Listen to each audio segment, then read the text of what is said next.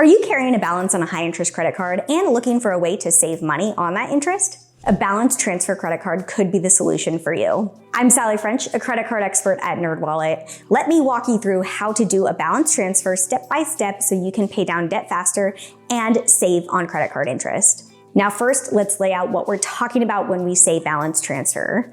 A balance transfer is when you move debt from one credit card that typically has a high interest rate to another credit card with a lower interest rate, often one that might even offer an introductory 0% APR period for a certain amount of time. This can help you save on interest charges and pay off your debt faster. Now, of course, not all credit cards offer balance transfer options, so your first step is to actually find the right balance transfer card. Look for one with a low or 0% introductory APR for balance transfers and keep an eye on any fees. Some cards charge a balance transfer fee, which is normal, but it's usually about 3 to 5% of the transferred amount. NerdWallet has a balance transfer calculator on its website that can help you calculate if this fee is actually worth it relative to your current interest rate. Balance transfer cards can also vary in terms of the length of their promotional period. Generally speaking, the longer the promotional period, the better, as you'll have more time to pay off the balance without interest, meaning you could make smaller payments, but sometimes these have other drawbacks like a higher upfront fee. NerdWallet has extensively reviewed the best balance transfer cards,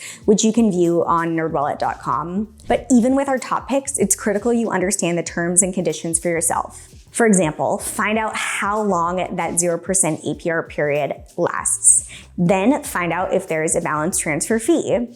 And know, once that intro period ends, what's the interest rate? Knowing these details will help you avoid surprises down the road. But once you have chosen the right card, you will need to apply. The application process for a balance transfer credit card is much the same as applying for any other credit card.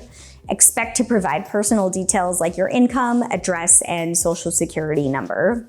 Now, typically, the balance transfer cards with the most favorable terms like a longer 0% APR period or a low balance transfer fee are reserved for people with higher credit scores. I have tons of other videos on this channel on how to build your credit scores, which you might want to watch first if you are concerned about getting approved for a balance transfer credit card. And I still want you to know, even a high credit score is not a guarantee of approval. Banks look at all sorts of factors beyond just credit scores, like other cards you have, to decide whether or not to approve you. But let's assume that you did get approved.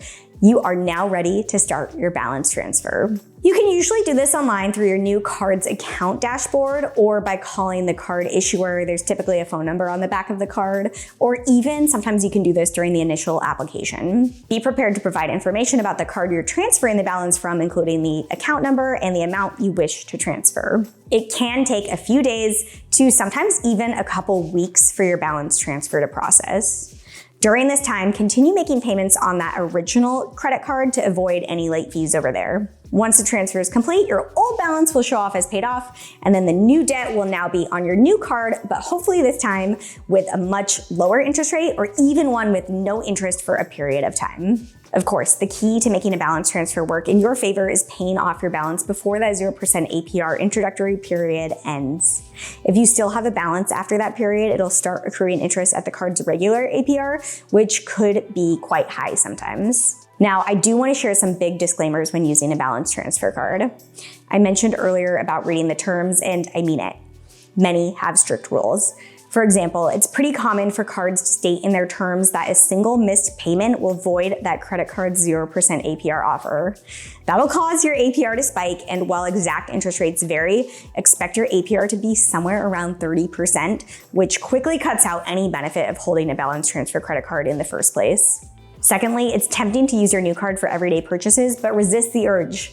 Any new purchases on your balance transfer card might not qualify for the 0% APR, meaning they'll start accruing interest right away. Your focus right now is on paying down your transferred balance first. With that, balance transfer cards are not for everyone. With balance transfer fees, you don't want to just keep moving credit card balances from one balance transfer card to another on this carousel with no plan to pay it off. It can be helpful in minimizing high interest credit card debt, but these cards are not a long-term strategy for avoiding paying off debt entirely. In short, balance transfer cards can be a great way to get control of high interest debt, but it's important to have a plan. Follow these steps and you'll be well on your way to financial freedom. For more tips on managing your finances and credit cards, be sure to check out nerdwallet.com and to subscribe to this channel for more videos.